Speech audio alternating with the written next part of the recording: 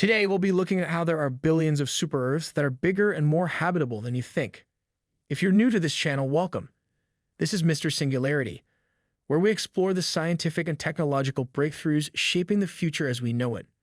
Exoplanets are planets discovered by astronomers that orbit stars outside of our solar system. But scientists working on NASA's Transiting Exoplanet Survey satellite found a few very interesting planets going around their parent stars in the zones where life could exist. One planet is 30% the size of Earth and orbits its star in under 3 days. The other is 70% larger than Earth and may have a deep ocean. These two exoplanets are super-Earths, meaning they are larger than Earth but smaller than ice giants such as Uranus and Neptune. Scientists believe that Earth is the only spot in the cosmos where life can exist. It makes sense to look for life on planets that are like Earth. These are called Earth clones. However, research has indicated that the best chance astronomers have of finding life on another planet is on a super-Earth like the ones discovered recently. The majority of super-Earths orbit cold dwarf stars, which have a smaller mass and live far longer than the Sun.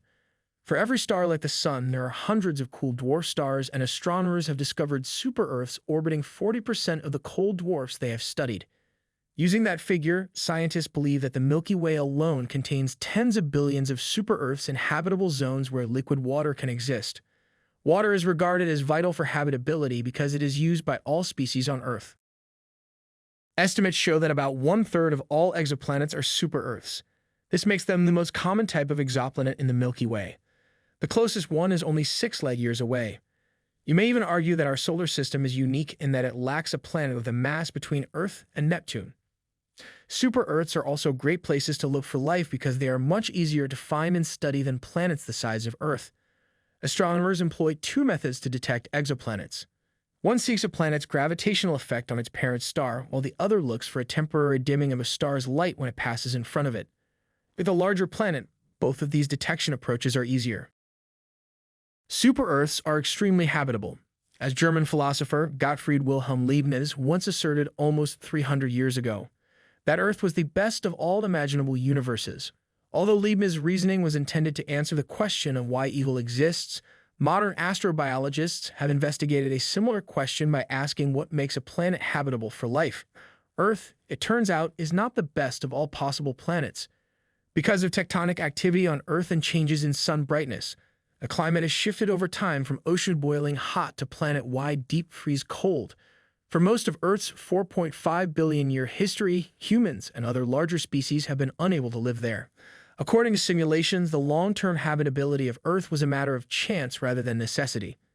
Meaning us humans here on this little blue ball in space are incredibly lucky to be alive.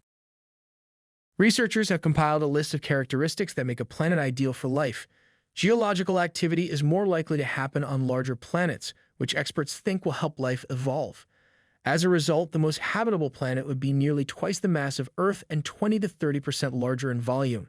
It would also have shallow enough oceans for light to promote life all the way to the seafloor, as well as an average temperature of 77 degrees Fahrenheit, 25 degrees Celsius. It would have a thicker atmosphere than Earth, which would act as an insulator. Lastly, such a planet would revolve around the star older than the Sun, which would give life more time to develop, and it would have a strong magnetic field that kept it safe from cosmic radiation. Scientists think that putting these things together will make a planet that is very good for living on. Super-Earths, by definition, exhibit many of the characteristics of a super-livable planet. Astronomers have found more than a dozen super-Earth exoplanets that, even though they aren't perfect, could be better places to live than Earth. There has recently been an interesting addition to the list of livable planets. Astronomers have found exoplanets that have been kicked out of their star systems. There could be billions of them roaming the Milky Way. If a super-Earth with a thick atmosphere and a wet surface is kicked out of its solar system, it could keep life going for tens of billions of years, which is a lot longer than life on Earth could last before the Sun dies. Astronomers will see biosignatures, which are byproducts of biology that can be detected in a planet's atmosphere, to identify life on distant exoplanets. Because NASA made the James Webb Space Telescope even before astronomers found any exoplanets, makes it not the best tool for studying them.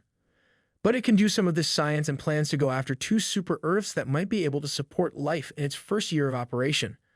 Another group of super-Earths with huge oceans found in recent years, as well as the planets found recently, are also interesting candidates for James Webb. The next generation of big ground-based telescopes will have the best chance of finding signs of life in the atmospheres of exoplanets. These telescopes are all being built and will begin gathering data by the end of the decade.